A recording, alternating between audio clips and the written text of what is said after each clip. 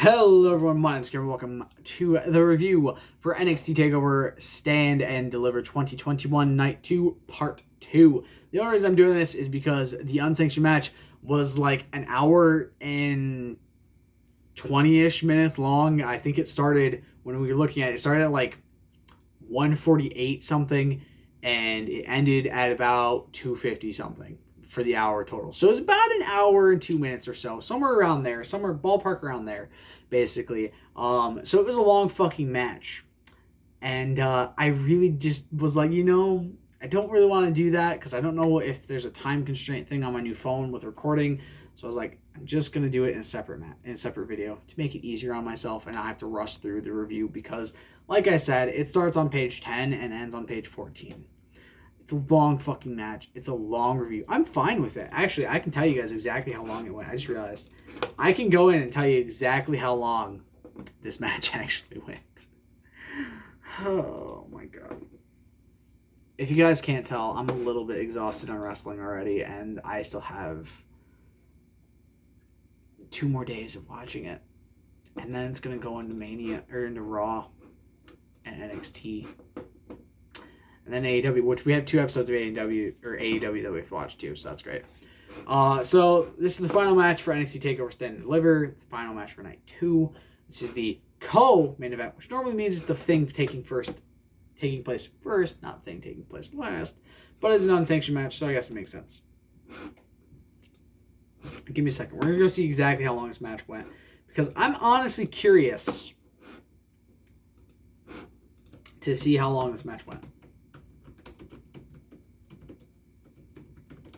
I think we're going to go through the entirety so we can see which one was actually the longest match. Because, personally speaking, I like to see how long matches are. So let's go to results. Not that. I went to notes by accident and I clicked really bad.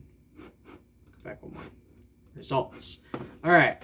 So Zoe Stark and Toni Storm from Night 1 went 9:52. Pete Dunne and Kushida went 10:39. The Gauntlet Eliminator match went 23:14, being the longest match out of Night 1. Walter and Tommaso went 16:59.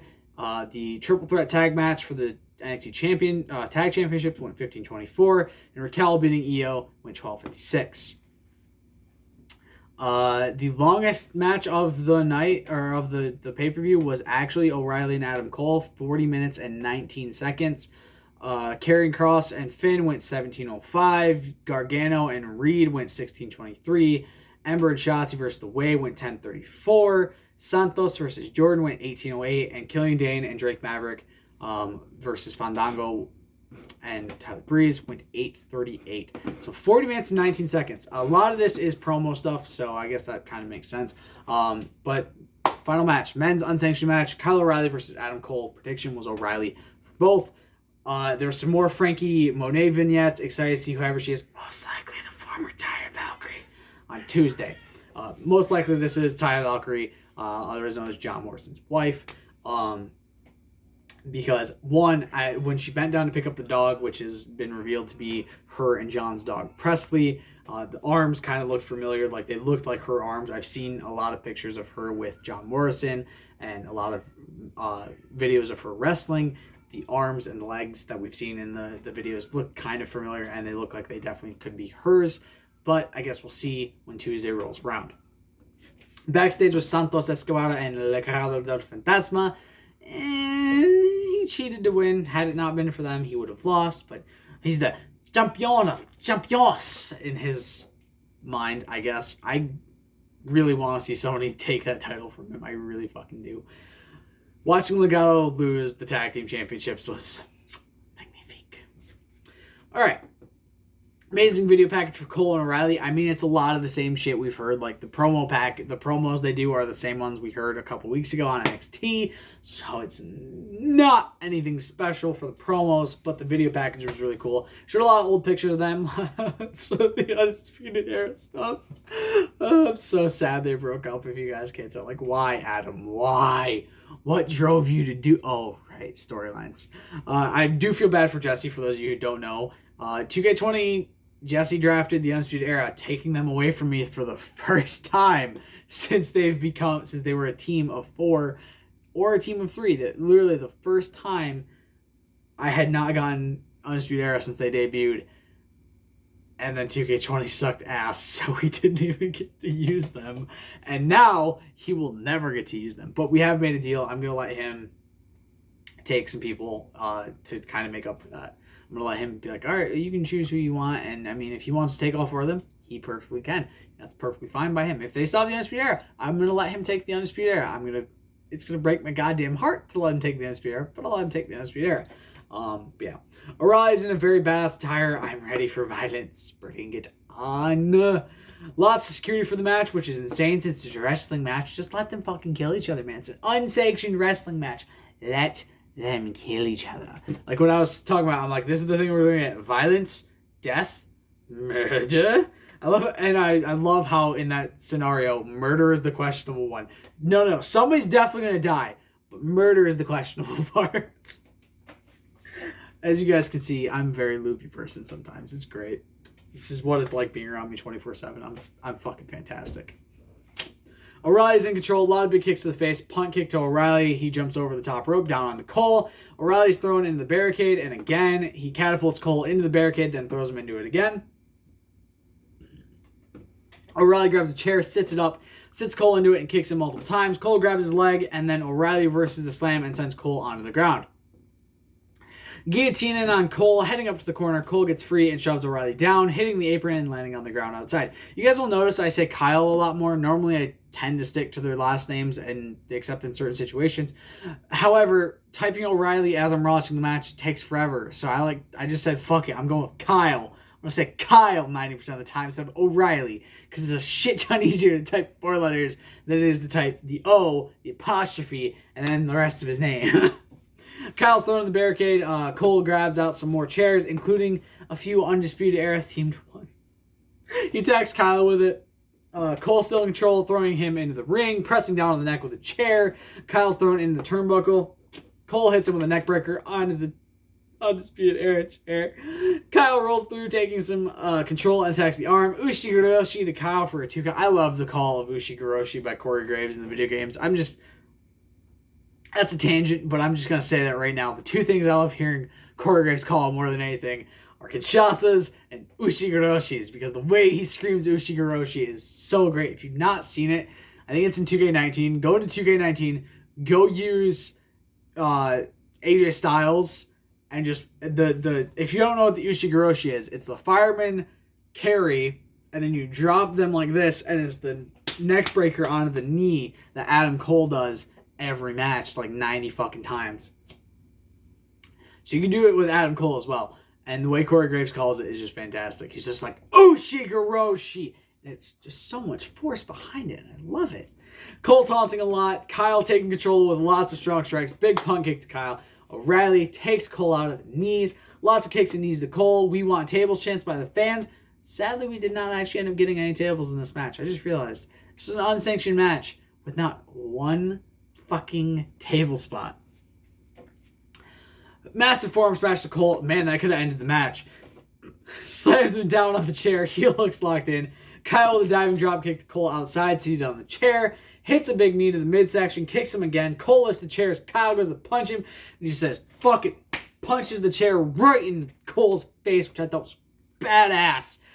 O'Reilly grabs out a big steel chain. Slides it in. Neck breaker by Cole onto the chain for a 2 count. Ties the chain up on the top rope. Cole grabs it and walks up, trying to choke Kyle. Both hit big strikes. Massive forearm smash to Cole. Kyle wraps around his leg. Lots of kicks with the wrapped up leg. He re-wraps it, but Cole counters and gets in the figure 4 with the chain on O'Reilly's leg still. Oh, God, I'm out of breath. Kyle reverses it, putting the pressure on Cole. He then reverses it. Some sitting down strikes. Both of them hit each other at the same time and knock each other down. Cole using the chain to assist into a backstabber and a 2 count after clotheslining him with the chain, which looked fucking boss. Cole sets up 2 chairs next to each other, sitting against each other like seat to seat. Then he reverses it so they're back to back. Cole picks him up. O'Reilly breaks free. German suplex to O'Reilly. He lands seated in the chair, which I thought looked really fucking cool. Shining Wizard for a 2 count. O'Reilly avoids the brainbuster onto the steps and locks in a guillotine. Big knee to take down Cole. Kyle sets up for the brainbuster. He's like, I can't do that. Cole slams him into the barricade. Kyle responds with a big punt kick in the fucking face. Kyle sets up the announce table, sets Cole onto it, back and forth, strikes up there. Cole gets hit with the brainbuster onto the table. He then tumbles off the table, his back hit in the corner a bit, which I thought looked really cool. Kyle gets up from the table and has some paper stuck to him, which was really funny because he forgot to move one off of his leg. Cole smashes Kyle in the face with a TV monitor as he walks towards him. Cole grabs a toolbox with another chain, a monkey wrench, and some pliers.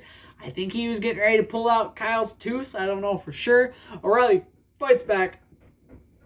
Cole tosses the pliers away, grabs a tire iron, but O'Reilly fights back, grabbing the tire iron. Enziguri rebounds with a clothesline. Kyle grabs the chain, wrapping it around Cole's arm, then locks it in a cross arm breaker with a chain around the arm. Transitions to a triangle. Cole nearly passes out.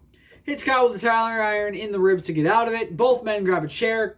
Cole sets his up, as does O'Reilly. They drag themselves up slowly into the chairs as the fans chant, "This is awesome." I know, watching two dudes who've been beating the ever-living fuck out of each other for this entire match crawl slowly, breathlessly into chairs is the best thing in the world in wrestling, apparently. It was a poorly timed "this is awesome" chant, is all I'm saying. Cole starts shit-talking, kicked Cole, forearm smash to O'Reilly, back and forth seated strikes.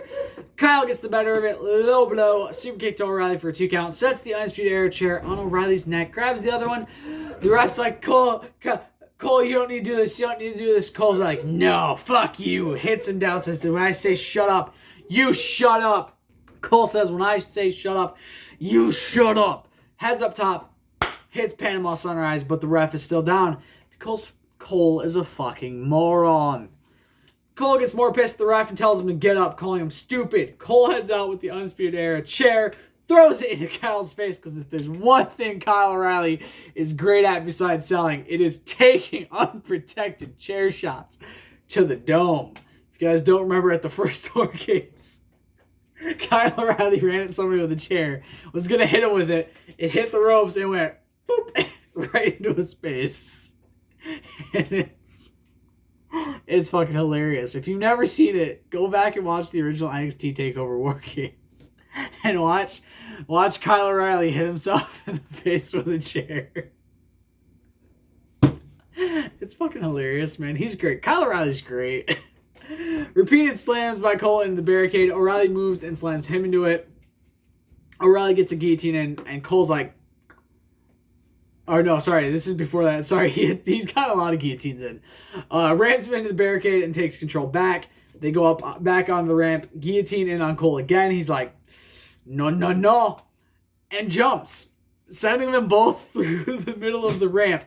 I personally think that Io Shirai diving off the skull onto Raquel Gonzalez the night before happened to weaken that particular part of the ramp, thus making it easier for Kyle and Adam to slam through it. Cole's hand is bleeding after, his hand is bleeding after, like right around here. He kicks the side of the ramp, breaking it to open to get to Kyle. I don't know why he didn't just drag Kyle out when he walked out, but to each their own, I guess. Ref is back up fucking finally. Kyle crawls in the ring, Cole back in the ring, Kyle falls out of the ring. Brainbuster on the steps by Cole. He picks him up slowly. Gets a 2 count because Kyle O'Reilly is fucking insane. Pulls down the knee pad. Kyle falls before the last shot can be hit. Goes for it again. Kyle avoids it. Gets a heel hook in. Cole's like, fine. Sorry. He kicks him in the face. I just can't show that because there's a desk in my way. Boots him in the face a few times, and Kyle's like, fine. Fine, you want to do that? Gets it a double heel hook. Cole hits him with a chain wrap punch, and Vic Joseph with the dumbest call ever. That could be it. Vic, the brainbuster on the steel steps didn't end it. The brainbuster on the chair, the TV monitor to the face, or on the announce table, the TV monitor to the face, the neck breakers, the chain, and the chairs. The fucking dive through this goddamn ramp, the Panama Sunrise, did not end it. Well, to be fair, that one probably would have had the ref been up. But all of that did not end this match. Why the fuck do you think a chain wrap punch to the face is going to end it. This is not a Johnny Gargano match. This is not Karrion Kross ending the match with 2 forearm smashes or Johnny Gargano ending it with 2 one final beats. No. This is Adam Cole, baby, one of the greatest professional wrestlers in the world, versus Cauliflower Kyle O'Reilly, one of the greatest professional wrestlers in the goddamn world. The man who had his jaw broken midway through a match and finished that son of a bitch, breaking the other man's jaw in the process. This is not a normal match. A chain wrap punch to the face may have ended a match between 2 normal human beings, but this match proves that Kyle O'Reilly and Adam Cole, the War Games matches prove that Kyle O'Reilly and Adam Cole are no mere mortals. These are gods amongst men in the wrestling world because of this match. This match particularly. The War Games matches, yes, they were insane. They were chaotic. They were violent. Oh, so violent. But this match was fucking phenomenal. And I don't like using that word lightly when it comes to wrestling. This match was insane. That was not going to end this match. And Vic calling that, saying this could end the match, just sounded so out of place. Cole goes for Panama Sunrise, gets caught. Ushigoroshi, big PK, pulls down the pad. Last shot to Adam Cole for a 2 count. I love the way I can call these finishers and just try to pretend that it ended the match. Kyle goes up to dive onto Cole's leg as it has a chair on it. Cole throws a chair into his back. He sets up a chair, the legs facing up. Sets Kyle on the ropes, taunts in his face after he climbs up. Hey, all's fair in love and war, an eye for an eye. Low blow to Adam Cole. He falls down. Kyle wraps a chain around his leg, tying it tightly so it stays. Adam Cole is on the chair that he had set up himself. Kyle O'Reilly dives down onto that chair. Dives down onto Adam Cole with a chain wrapped around his goddamn knee. 1, 2, 3. Kyle O'Reilly wins. 30 out of 10. 9-3 for Jesse. 7-5 for me. We both went positive. Jesse won, but we both went positive. So there's that. The match was full of violence, and I fucking loved every goddamn second of it. I love violent matches, man. Carnage, violence, possible death. I mean, literally possible death. There was a lot of moments that could have ended very fucking poorly if they did not do it properly, including that ending. But so many great spots. Such a great way to end the feud, or at least seemingly end the feud. Cole and O'Reilly tore the house down, and I cannot wait to see the aftermath this Tuesday, because I was speechless at the end of this match. Like, I legit could not think of words. Like, I was like trying to type out the review for the specific review for that match at the end, the little footnote piece that I always do after all the matches. I'm just like, what the fuck do I say? Like, I couldn't think. My brain was just like, how was that a match? My brain was like this. If you don't remember that, that's Britt Baker's face. I think during the War Games match a couple years ago, or a match with Adam Cole a couple years ago, and they went to the most shocked face they could, and it was hers, and she was just like. And Adam Cole then made that face on Twitter to make a joke about it. It was great. I loved it. Everything about it's great to me. And this match was fantastic. If you guys have seen the meme, there's a meme that's like, Mother, I crave violence. That was basically me going into this match. Anytime I watch an unsanctioned match, that's my mindset going into it. I crave violence. I want to see somebody get their ass fucking beat. I want to see somebody bleeding. I want to see somebody getting cut open. I want to make these two men look like there is no soul behind their eyes as they go through this match. And Kyle O'Reilly, at one point, that was the look on his face. He was, I swear to God, I thought he was dead for a minute. NXT TakeOver Stand and Deliver as a whole gets 6 stars. I'm sure that last match won't even get 5 from Davey Boy Meltzer because he's a fucking dick. But the whole pay-per-view for me gets 6 stars. There was a lot of shitty moments. Karrion Kross. Sorry. Getting a little bit sick. I promise it's not COVID. But the main event really pulled things up and made the entirety of it amazing. Match of the pay-per-view goes to, obviously it's the unsanctioned match. Duh, like, come on, guys. You've been watching this channel for a long time, I'm assuming. Obviously, the unsanctioned match is the one getting the coveted match of the night / match of the pay-per-view in this situation. I didn't really think there was any bad matches. The ending for Cross and Balor and the ending for Gargano Reed was pretty shit. But for the most part, they were still decent matches leading up to that point. Zoe Stark versus Toni Storm was a lot better than it had credit to be. The women's tag match, was okay. The NXT Tag Team Championship match was fantastic. The ladder match for the Cruiserweight Championships, fantastical. So yeah, pretty much none of the matches I can really give the worst match of the pay-per-view, or worst match of the night as it's normally called. Because personally speaking, I thought they were all really good. And I personally cannot fucking wait for WrestleMania because carnage is basically the best way I can put it. So I hope you guys enjoyed the NXT TakeOver Stand and Deliver Night 2 review. Let me know what you guys thought about the pay-per-view down in the comments below. The pay-per-view as a whole, or Night 1 or Night 2 in particular, whichever one you want to talk about. Go ahead and let me know down in the comments below. I will see you all in the next video. Stay golden. Peace.